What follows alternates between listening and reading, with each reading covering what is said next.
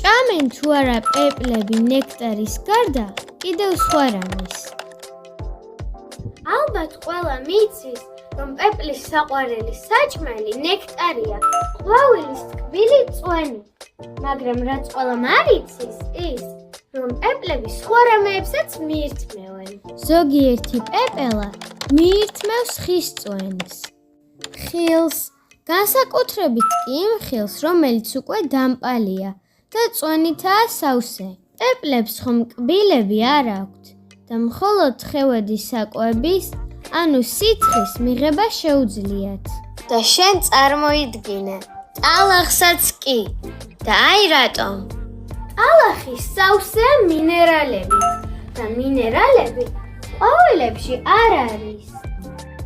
მინერალები კი პეპლების ჯანმრთელობისთვის ძალიან მნიშვნელოვანია.